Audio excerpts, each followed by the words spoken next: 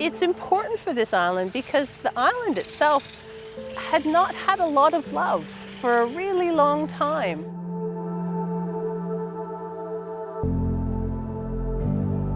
There's actually a quote in a scientific paper in the early 1980s that actually quotes Lady Elliot Island as being an example of the worst of humanity, of how you can completely destroy an ecosystem.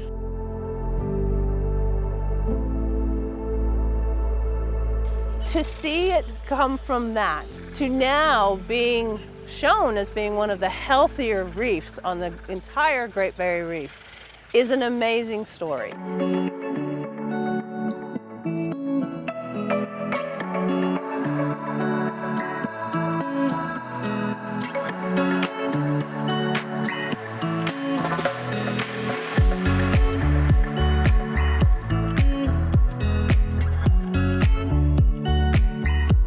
So my name is Dr. Kathy Townsend. I'm the senior lecturer from the University of the Sunshine Coast, and I'm also the lead academic for Leaf to Reef, which is this multidisciplinary project that's supported by the Great Barrier Reef Foundation, part of their Islands Initiative project.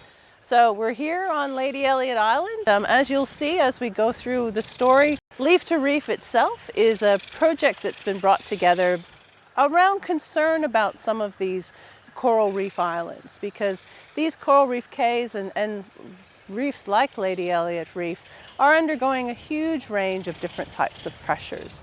And so here at Lady Elliot Island, what we're doing is we're looking at, first of all, the possibility that this is going to be an island refuge or a kind of ark, so to speak.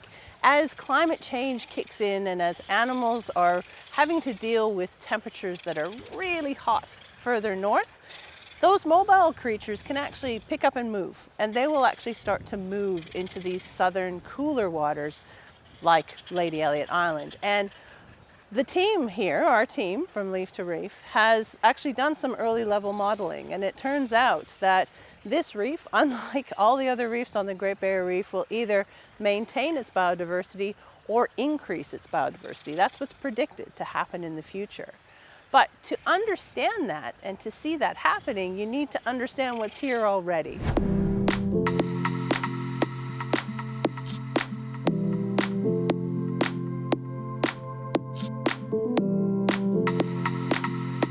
The other component of Leaf to Reef is we're trying to understand what's happening with the island, from connecting what happens on land through to what happens to the sea. So there's a revegetation program happening right now, and we're trying to understand, if you change the vegetation, how does that potentially change the birds that you have within those areas? And the birds are the ones that are bringing nutrients to the island, and that nutrient is ultimately heading out to the ocean. So how is the land connected to the sea?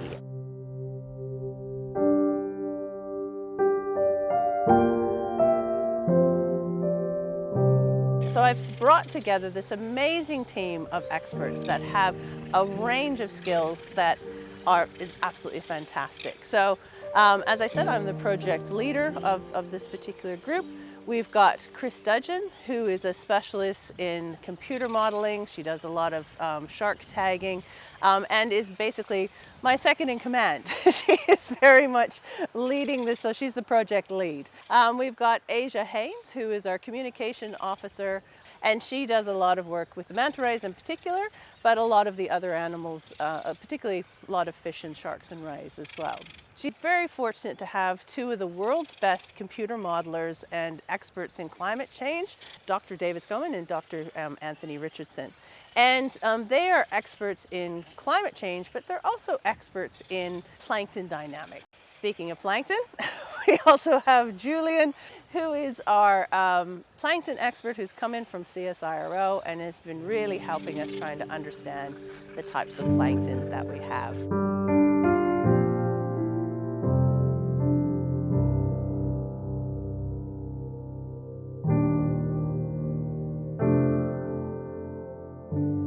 Then of course we have our fish team, and our fish and coral team consists of Dr. Ben Gilby, Sarah, and also Hayden, who have been doing fish surveys as well as benthic surveys, so we can see changes over time. The bird team consists of Dr. Dominic Potvin, Zara Edgerton, Professor Mike Bennett, and he's doing the very broad scale bird surveys, as well as trying to calculate how much nitrogen the birds are creating. And speaking of nutrients, then that brings us to Associate Professor Dirk Erler. Dirk is our geomorphology expert, so he's really looking at understanding the groundwater, how are the nutrients getting into the groundwater, what does the water table look like, and how is that water table that sits under the island actually getting out to the rest of the reef, and where is that all going?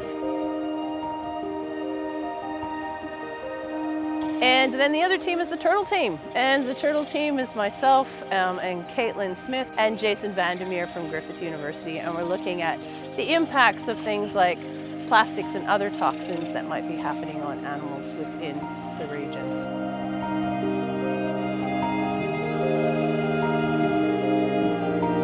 Scientists, we're good at talking to one another, you know, we've got the data at hand, but really the important thing is to be able to take what we've understood and communicate it to a broader audience.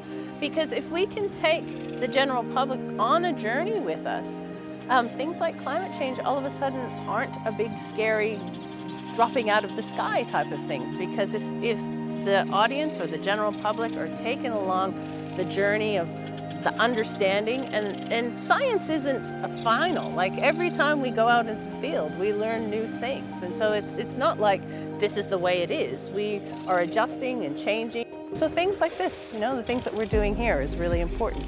So you can see what we're doing, see what we're up to, and then take you on that journey as well.